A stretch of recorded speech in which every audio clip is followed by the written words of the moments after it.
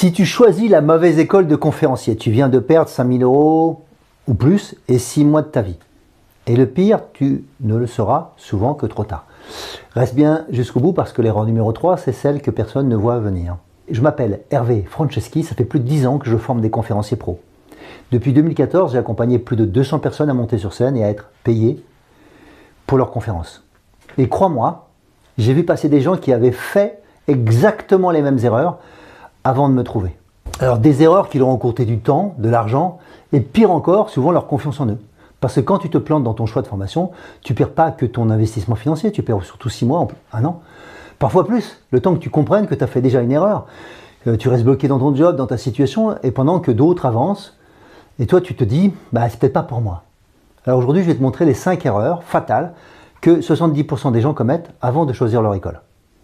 Elles sont parfois évidentes, d'autres moins. Elles peuvent détruire ton projet avant même qu'il commence. Mais attention, à la fin de cette vidéo, je vais te révéler la question à poser à n'importe quelle école, pour savoir instantanément si elle est sérieuse ou pas, si elle te correspond. Alors reste bien jusqu'au bout. La première erreur, pour moi, c'est probablement la plus énorme, choisir une école dirigée par des gens qui ne sont pas des conférenciers, professionnels, actifs. Ce sont de bons formateurs sûrement, même qui connaissent plein de choses, mais qui ne connaissent pas ce métier de l'intérieur. Il y a des formations partout, des coachs qui te promettent de devenir conférencier en 3 semaines, des formateurs qui te vendent du storytelling, de la prise de parole, mais qui n'ont jamais été payés pour donner une seule conférence.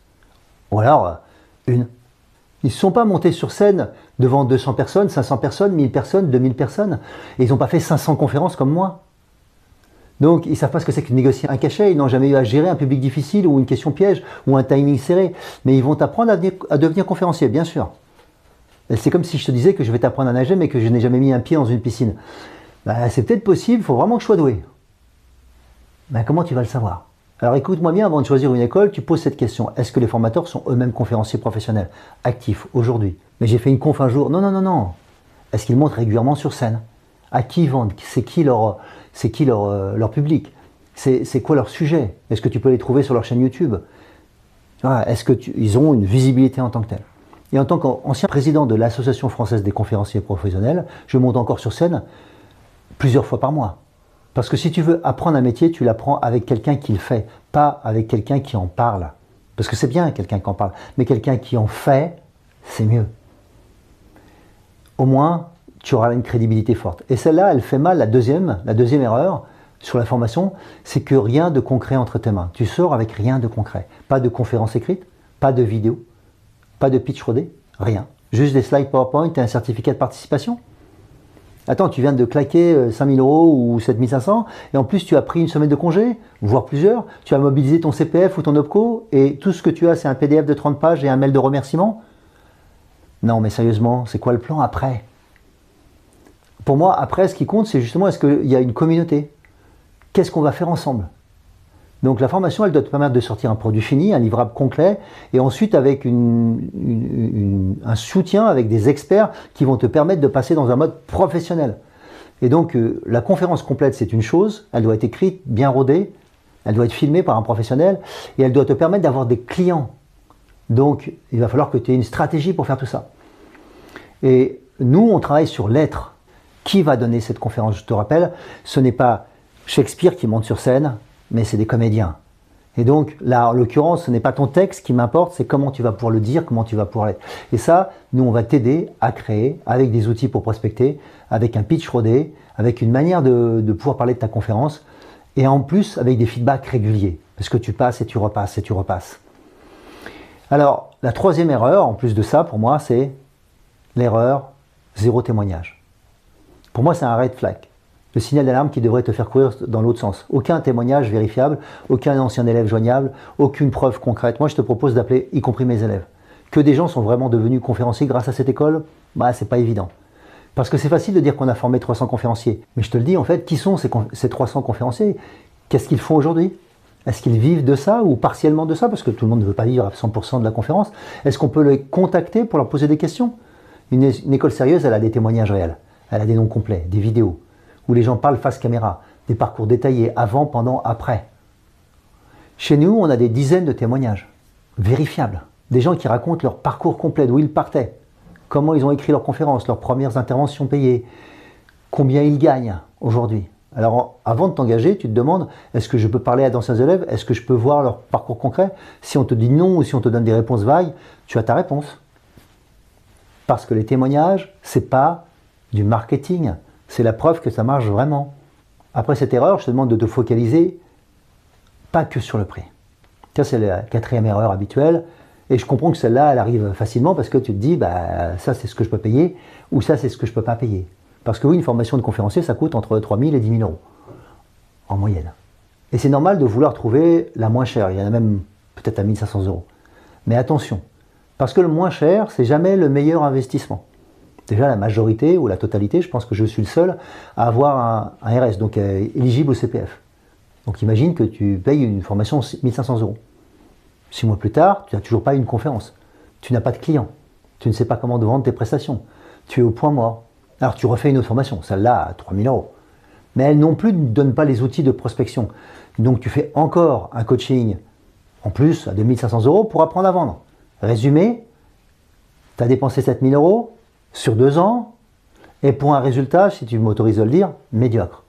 Alors que si tu avais investi les 6 750 euros dans notre formation complète, dès le départ, tu serais déjà en train de facturer tes premières conférences. La première partie, ça fait 4 650, c'est la semaine avec des soirées en amont pour travailler des techniques, le storytelling et tout ça. Et la deuxième partie, c'est 2 000 euros supplémentaires pour travailler avec les 5 experts.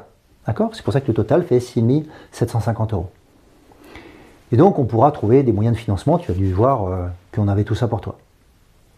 Alors oui, demande le prix, c'est important, mais demande aussi qu'est-ce qui est inclus. Est-ce que je repars avec ma conférence fumée? Est-ce qu'on m'apprend à vendre mes prestations ou à les négocier? Est-ce qu'on m'explique comment fonctionne le marché avec les speakers bureaux? Est-ce que j'aurai un suivi après la formation? Parce que le prix seul ne veut rien dire, c'est la valeur qui compte. Et la 5e erreur dont je voudrais te parler, c'est quand c'est 100% théorique. C'est peut-être la plus frustrante de tomber dans une formation 100% théorique. C'est le genre de formation où pendant 5 jours, on te parle de prise de parole. Ouais, on te montre des slides, on te fait des exercices de respiration. Au mieux. On te parle de storytelling, de structure narrative, de la pyramide de Maslow, de je ne sais quoi. Mais tu ne montes jamais sur scène, tu ne testes jamais ta conférence devant un vrai public, tu ne filmes rien, tu n'écris rien de concret, ou alors tu arrives à la fin et tu t'es trouvé tout seul et le résultat il est assez médiocre, même filmé, tu ne pourras rien en faire de cette vidéo, parce que tu ne vas pas oser la montrer sur ta chaîne YouTube. Donc le problème, c'est que la théorie, c'est que ça rassure, mais ça fait, tu as l'impression que tu es intelligent, mais pas parce que tu es sérieux que ça marche. C'est un métier de pratique. Et comme disait Pierre Desproges, un jour j'irai vivre en théorie. Parce qu'en théorie, tout est possible. Nous, ce qu'on va t'apprendre, c'est qu'on va t'apprendre à faire des choses qui marchent. Donc dans notre formation, tu écris ta conférence dès le 2e jour. La première journée, c'est une journée où tu vas travailler l'audition. On va entendre chacun des participants et vous allez pouvoir vous entendre ce qui marche et puis entendre mes feedbacks ou nos feedbacks parce que je ne serai pas tout seul. Et puis on va commencer à travailler un peu sur des techniques d'intro et de conclusion par exemple. La 2e journée, eh bien, on va concrètement apprendre la technique narrative, comment ça fonctionne. Et j'ai une méthode particulière qui est proche d'un storyboard pour apprendre ça. Et donc, c'est une méthode concrète que tu pourras te servir après. Tu n'auras pas besoin de moi, ça fonctionne sans moi. Donc, une fois que tu as ta formation écrite, ce qui compte, c'est pas ce que tu sais, mais ce que tu vas faire de ton contenu. Alors avant de t'inscrire, tu te demandes combien de temps je vais passer à pratiquer. Est-ce que je monte sur scène pendant la formation? Est-ce que je suis filmé? Est-ce que je repars avec une vidéo de ma conférence? Tout ça, c'est des questions que tu devrais poser à n'importe quel formateur. Si on te répond non ou pas nécessairement, tu passes ton chemin parce qu'une formation sans pratique, c'est comme une auto-école sans conduite, ça ne sert à rien. D'accord? Et à la fin, tu veux quelque chose qui puisse prouver. Donc, à la fois, tu auras une certification, mais la deuxième chose, c'est que tu auras surtout une vidéo. Voilà les 5 erreurs qui détruisent 70% des parcours de conférenciers avant même qu'ils commencent. Alors maintenant, tu les connais, tu es prévenu, et crois-moi, rien que ça peut te faire économiser des milliers d'euros et des mois d'errance. Et surtout, augmenter ta confiance plutôt que de la diminuer. Si tu veux aller plus loin, j'ai mis en description la checklist complète, bien choisir sa formation de conférencier. Télécharge-la et si tu veux qu'on en parle de vive voix, réserve ton créneau découverte de 15 minutes. C'est gratuit, on valide ton projet ensemble. Parce que devenir conférencier, c'est pas un rêve, c'est un métier. Et comme tout métier, ça s'apprend avec les bonnes personnes au bon endroit.